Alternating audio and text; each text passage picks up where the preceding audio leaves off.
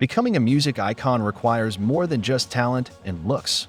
Wealth and fame came swiftly for Elvis after 1955. His primary goal wasn't riches or royalty, but to be a provider for his family, extending beyond his parents Vernon and Gladys. As his fame grew, so did the entourage surrounding him, which he supported too. He initially hired locals from similar impoverished backgrounds as his own, later including family in his employ.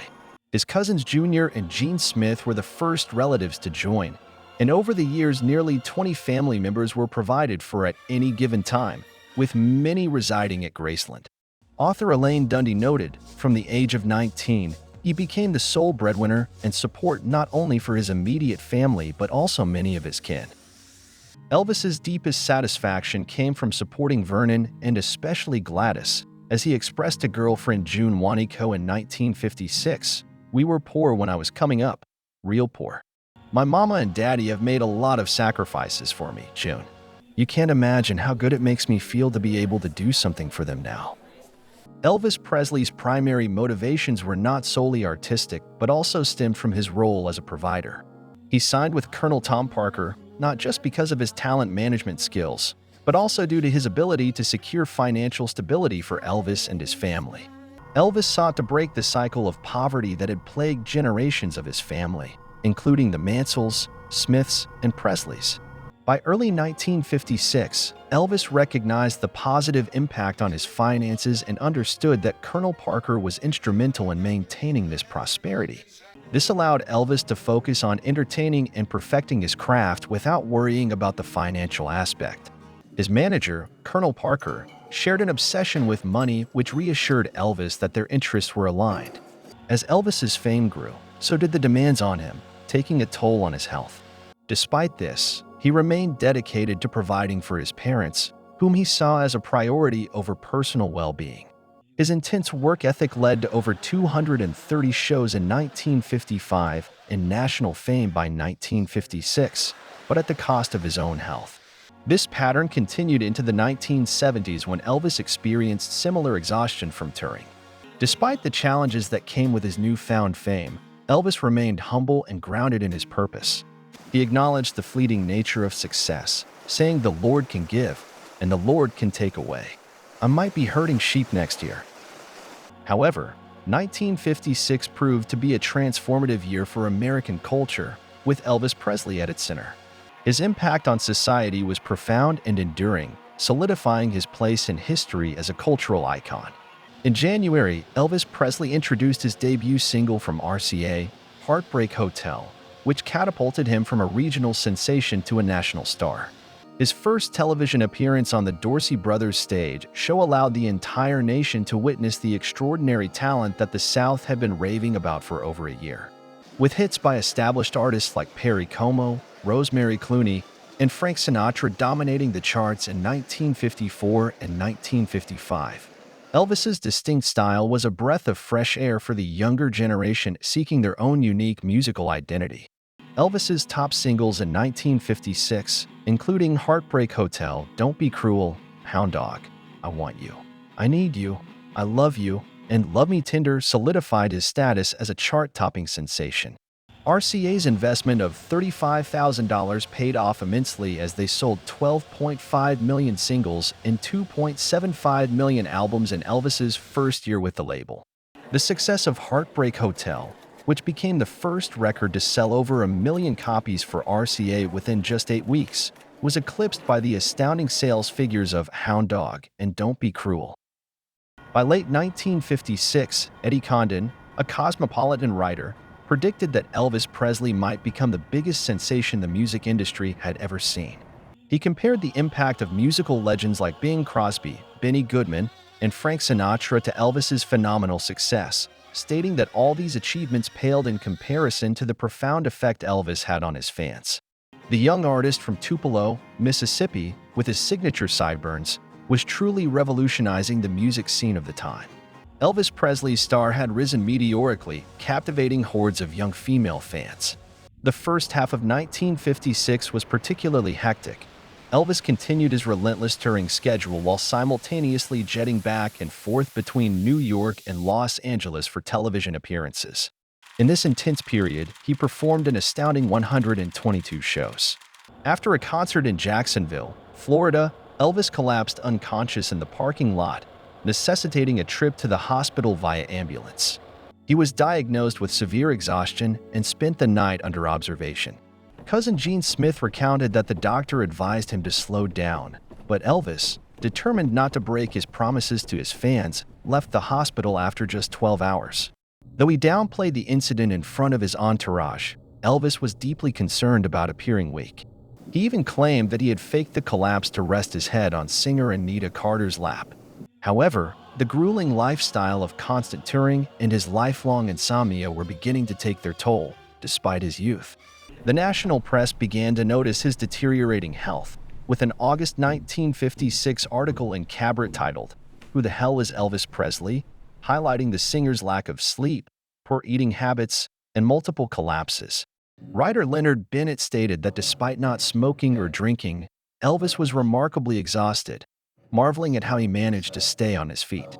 In the vibrant season of 1956, a momentous occasion unfolded for Elvis Presley as he purchased his first home for himself and his parents. This ranch-style abode was nestled in an affluent region of Memphis on Audubon Drive and boasted 4 bedrooms and 2.5 baths. Both were brand new, having been constructed in 1954. The Presley family had traversed a remarkable journey, moving from rental to rental in Tupelo. However, now at the tender age of 21, Elvis granted his parents stability and a place they could call their own. Gladys, Elvis's mother, expressed her heartfelt gratitude to Daily Mirror magazine in 1956, reminiscing about how young Elvis would promise her a grand home and 2 cars. She fondly recalled his habit of vocalizing his aspirations in front of others, instilling in her the belief that he would fulfill his promises. When asked about any additional gifts besides the house, Elvis mentioned getting his parents clothing and allowing his mother to shop freely, bringing him immense joy. Despite Elvis's exhaustive travel schedule and relentless work, family remained a top priority for the young star. While many 21-year-olds might choose separate living arrangements, Elvis was determined to keep his family close under one roof. However, the increasing frenzy of fans posed a significant concern for the family, particularly Gladys, as she witnessed her son's safety being endangered on multiple occasions. The fanaticism reached such heights that a Detroit newspaper warned of potential harm to spectators attending Elvis's performances. The danger became so alarming that some even compared it to a life-threatening situation for the young star. Colonel Tom Parker, his manager, also noticed a disturbing change in the formerly innocent girls who now flocked to see him perform and buy his records. Elvis attempted to comfort his worried mother by frequently calling her from wherever he was performing. In September 1956, Gladys proudly shared with the Daily Mirror that Elvis phoned them every other night.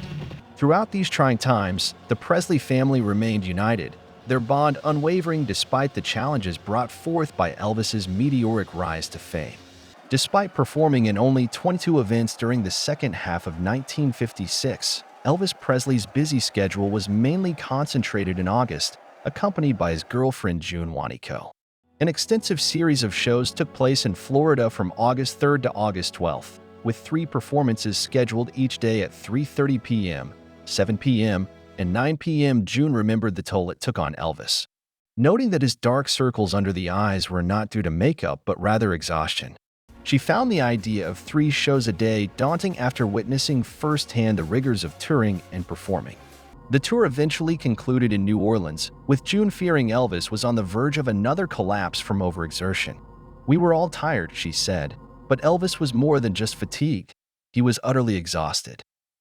This sentiment would echo at the end of each tour from 1974 to 1977 as well. As the month drew to a close, Elvis found himself in California for an exceptional performance, his debut in cinema. Colonel Tom Parker had secured jaw-dropping sums of money for the Presleys through the negotiations, with $100,000 for the first movie, $150,000 for the second if successful, and $200,000 for the third. Elvis harbored dreams of becoming a serious actor and arrived on set fully prepared, knowing all his lines and even those of his co-stars. However, he was disheartened to learn that he would be portraying a singing cowboy, an expectation that persisted throughout his acting career. He had been led to believe there would be no singing in the film. Elvis saw himself as more of a James Dean or Tony Curtis type and felt it was cheesy when characters suddenly broke into song during films. The Colonel's response to Elvis's complaints was straightforward. Money is what matters. We do it our way, we earn money. If we do it your way, we don't make money. Reluctantly, Elvis agreed. Okay, let's make money.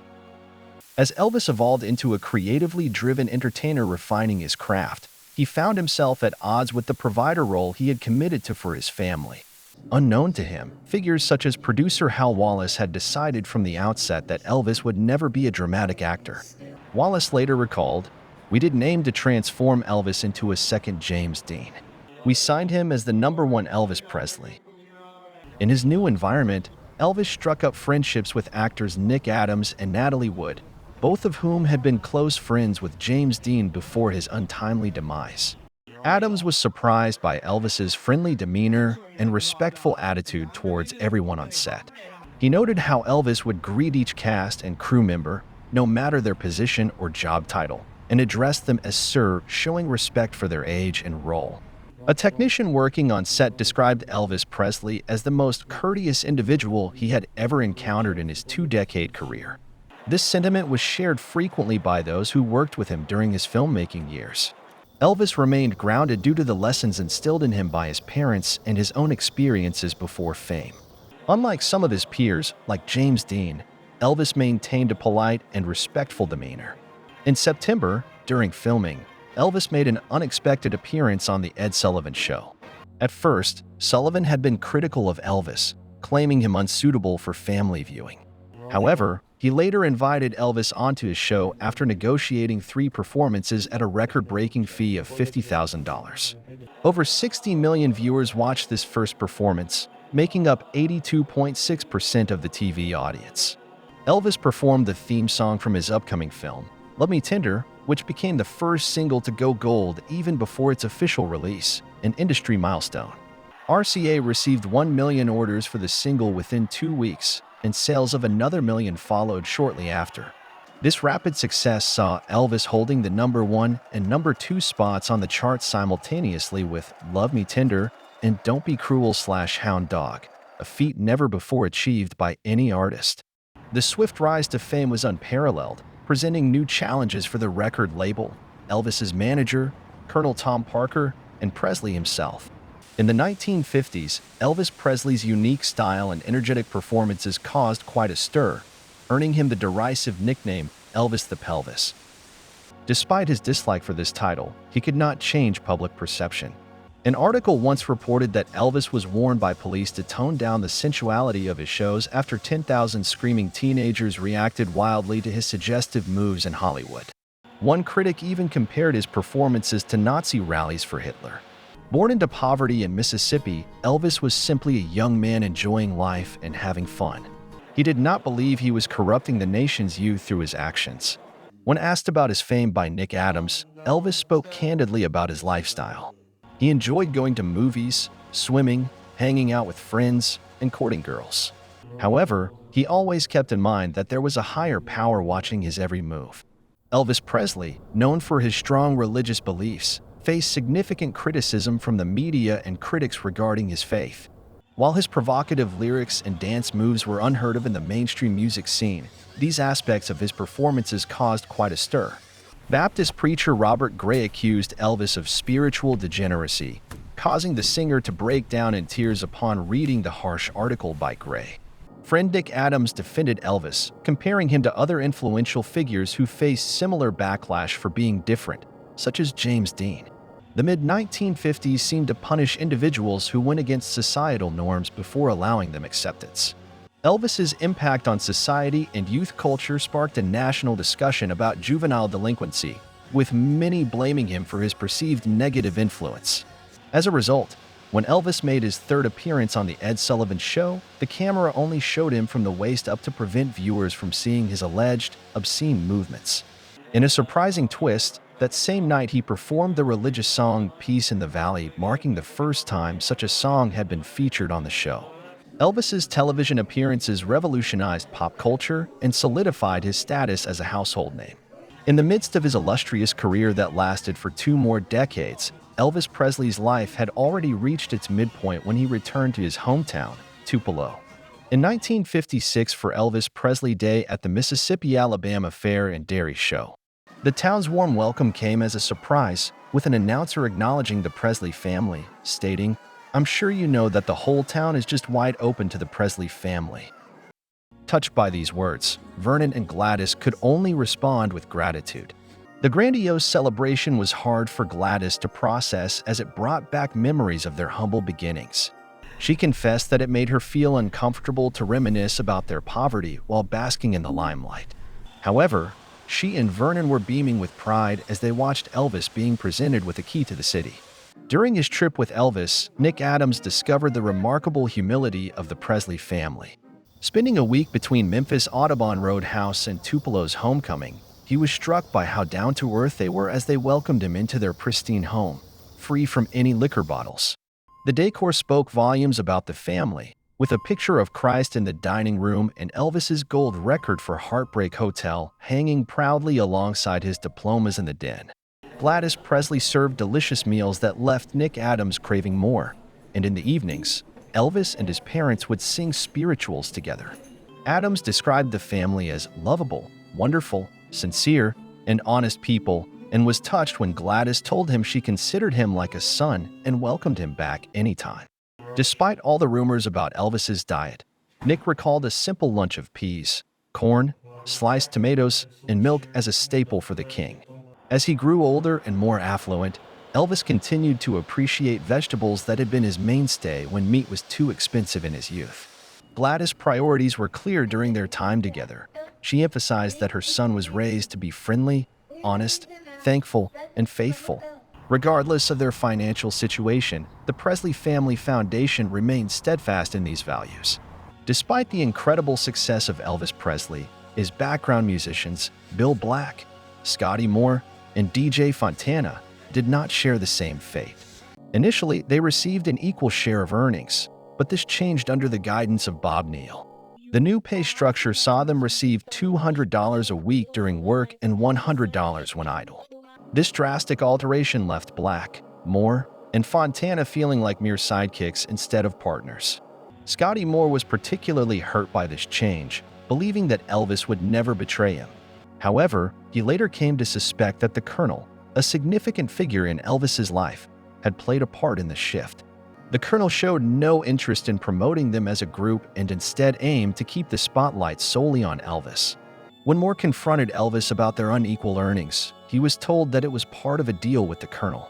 It seemed that while Presley himself took home $50,000 for 3 appearances on The Ed Sullivan Show, his musicians were each paid a mere $78.23 per show. In 1957, when Moore wanted to purchase a new guitar, he had to resort to an installment plan due to the high cost of $735. This situation highlighted the financial disparity between Elvis and his musicians. After 14 years with Presley, Scotty Moore's earnings totaled only $30,123.72.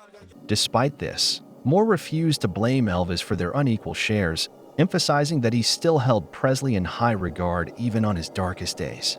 Elvis Presley experienced 2 drastic financial extremes within a single year, typically a journey that takes several decades or generations. His love for extravagant items, particularly shiny cars, was deep-rooted and enduring. Having never had the luxury of a stable home environment as a child, Elvis found delight in even the smallest luxuries, such as the high-quality wall-to-wall carpeting that he and his girlfriend June Wanico would sit on and marvel at together. However, this newfound wealth brought challenges as well. As an escape from his chaotic professional life, Elvis desired a secure haven. Unfortunately, privacy eluded him. His home on Audubon Drive attracted throngs of fans who would enter his parents' house when he was away. While the Presley family understood and appreciated the fans' role in their prosperity, the constant influx of visitors frustrated them, especially Elvis. Hours were spent at the fence signing autographs and engaging with adoring fans when he was home. The neighboring community found this intrusive behavior irritating as well. As the past resurfaced, Elvis found himself no longer a passive observer in the face of old societal norms. The residents of Audubon Drive were primarily upper-class individuals who had inherited their status and wealth. This group looked down upon those with newfound money, reminding Elvis of his humble beginnings. The socio-economic divisions in Memphis ran deep, mirroring the racial lines that divided the South. The Presley family was all too familiar with these rigid class distinctions. Elvis's rapid ascent up the social ladder was difficult for some of his neighbors to accept, especially when compared to the crowds of fans that congregated outside their home at all hours.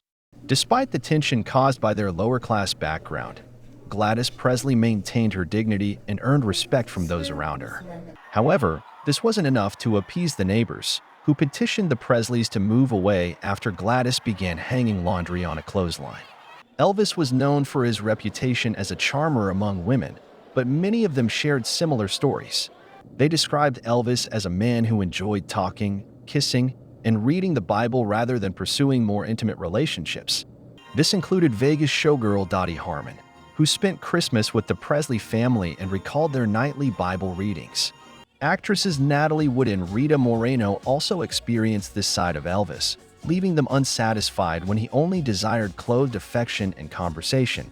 Prior to 1960, every serious girlfriend Elvis had insisted on waiting until marriage before engaging in intercourse.